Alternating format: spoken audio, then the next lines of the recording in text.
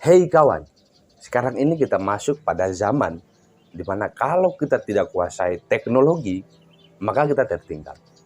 Kalau kita tidak mengetahui, kalau kita tidak mengenal formulasi dari teknologi, maka kita gagal.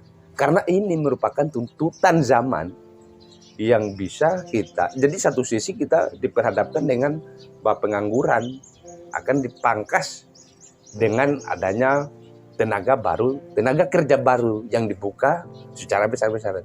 Lain sisi kita tenaga lokal itu tidak lagi dibutuhkan di dalam negara Indonesia. Nah, tapi dengan satu syarat bahwa kita harus tahu bagaimana formula daripada menggunakan teknologi. Dulu kalau kita masih ingat-ingat terhadap apa yang terjadi di bangsa Indonesia, ya dunia kalau kita berbicara secara general, secara umum, bahwa apa-apa masih menggunakan kekuatan otot, kekuatan tangan. Tapi sekarang beda bro. Dunia sekarang yang lagi sementara dibutuhkan, yang gencar-gencarnya, bahkan seluruh internasional, ya kita bisa memanfaatkan semaksimal mungkin pengetahuan kita terhadap teknologi tentang tenaga otomatisasi. Jadi asal tiba-tiba kita mencet satu kontrol, maka dia bekerja secara otomatis. Nah, itu yang tidak dimiliki oleh manusia. Kalau kita bicara mengenai teknologi, maka banyak patron yang harus dijadikan sebagai teladan kita. Misalkan peristiwa pemilik metaverse ini, yang dulu Facebook sekarang metaverse dengan fitur tambahan yang luar biasa kencang. Kita masih menyaksikan dulu bahwa dengan fitur-fitur yang dimungkinkan oleh Facebook, sekarang akan dikembangkan oleh metaverse ini. Bahwa dulu tidak ada bisnis di dalam, sekarang bisnis terbuka lebar untuk pengguna metaverse. Sekarang dulu tidak ada satupun alat yang bisa membuat kita kaya di dalam metaverse, dalam Facebook. Tapi adanya fitur baru yang dikeluarkan, yang diluncurkan oleh metaverse, kita bisa menghasilkan banyak duit di dalam aplikasi. Nah, artinya terjemahan daripada 4.0 yang kita masuk pada 5.0 sekarang sudah secara sempurna dibagi, diambil, bahkan dipraktikkan oleh pemilik metaverse. Belum ada aplikasi lain yang mencoba untuk mengembangkan semua fitur-fitur mereka kecuali Facebook yang beralih menjadi metaverse. Nah, kalau kita sebagai generasi muda yang mau belajar, yang membaca segala konsekuensi zaman, seharusnya ini menjadi tamparan besar untuk kita yang tidak berbuat apa-apa. Lalu ada orang lain yang berbuat, kita tiba-tiba kaget. Pada akhirnya dunia diatur oleh hanya sebagian mereka yang hanya memencet saja. Jadi kita pada akhirnya menjadi generasi, menjadi manusia, menjadi orang yang cenderung dipencet lalu kita jadi robot. Nah, ini dalam 4.0, dalam 5.0 adalah suatu pekerjaan yang sia-sia. Sekali lagi, bahwa pada zaman ini, kamu tidak menguasai satu formula teknologi otomatisasi, kamu tertinggal jauh bro. Jauh sekali ketika Anda tidak menguasai satu cabang ilmu yang teknologi sudah siapkan, yang mesin sudah siapkan, tapi kita enggan, kita malas untuk membiarkan itu terjadi, kita malas untuk mempelajari itu, maka kita tertinggal. Karena ini tuntutan zaman. Nah, sekali lagi, dunia perfilman kita yang dulu menjadi tontonan kita, yang hanya kita saksikan melalui televisi, yang hanya kita saksikan melalui YouTube, sekarang sudah merambat pada kehidupan kita sehari-hari. Di Amerika Serikat, di Jepang, di Korea Selatan, di Korea Utara, di negara-negara maju, bahkan mereka menggunakan mobil mereka sudah tidak menggunakan sopir. Tidak ada lagi yang menyopir. Tesla ada di Indonesia, tapi pun itu tidak sesuai dengan lokalitas bangsa Indonesia.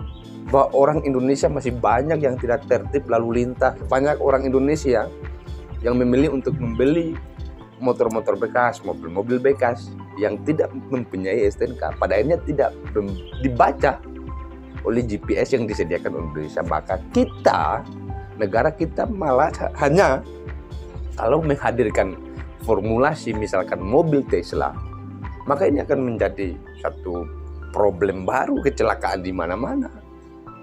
Nah, kalau di Amerika, kalau di negara-negara yang maju, negara-negara lain, hadirnya mobil tanpa sopir, ibarat matahari yang menyirami, ibarat hujan yang menyirami semua tumbuh-tumbuhan dengan tumbuh subur mereka. Karena mereka sejak dari dulu sudah siap, negara mereka siap. Beda Indonesia. Jadi atas peristiwa-peristiwa yang kemudian merupakan persaingan teknologi, yang merupakan persaingan usaha bisnis teknologi, sekali lagi, ini merupakan tantangan kita ke depan. Kita orang Indonesia, bahkan konsepsi tentang bagaimana GPS, tentang bagaimana mengatasi hal-hal yang kita mau gapai ke depan, yang orang lain, yang negara lain gapai, kita masih jauh di bawah rata-rata. Dengan kata lain, negara kita hanya akan menjadi babu, hanya akan menjadi orang yang dipencet oleh negara lain, lalu kita dikontrol mereka, lalu kita kerja ibarat mesin. Nah, itu yang kita tidak mau sebagai generasi. Ketika mobil SMK dulu dibatalkan oleh Jokowi, ketika banyak karya-karya anak muda yang mau coba kemudian diluncurkan, tapi tidak luput dari pendanaan negara Indonesia.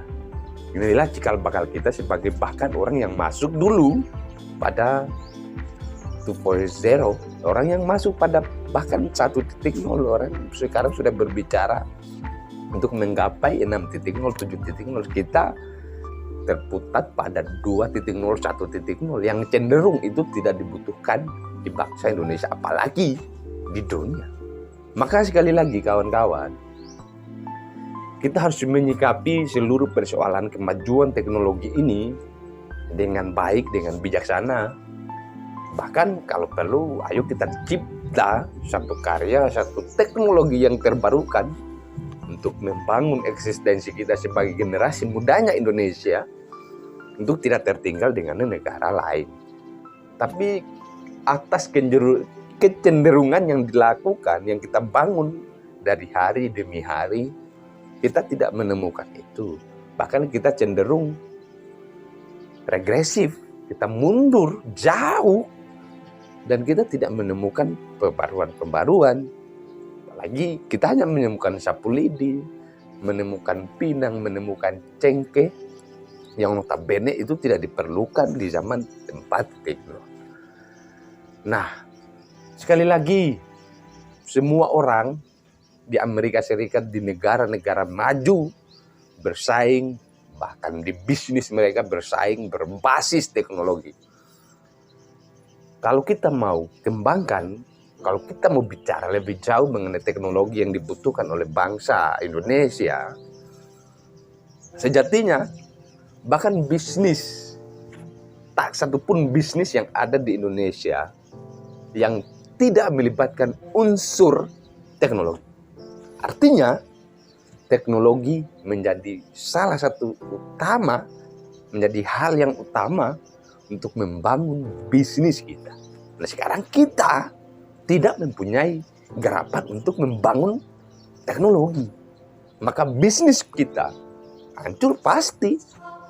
Karena semua tuntutan bisnis, semua tuntutan bahkan bisnis pemula, senior, apapun dia kalau menyangkut bisnis, pasti membutuhkan yang namanya teknologi.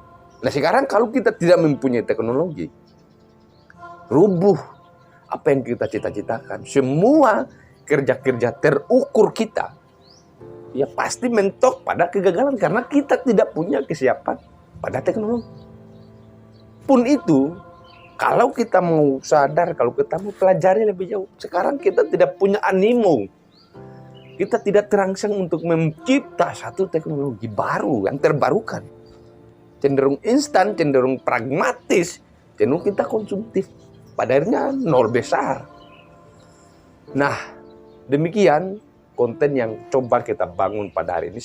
Semoga formulasi dari Mark ya, pemilik metaverse yang akan dikembangkan ini.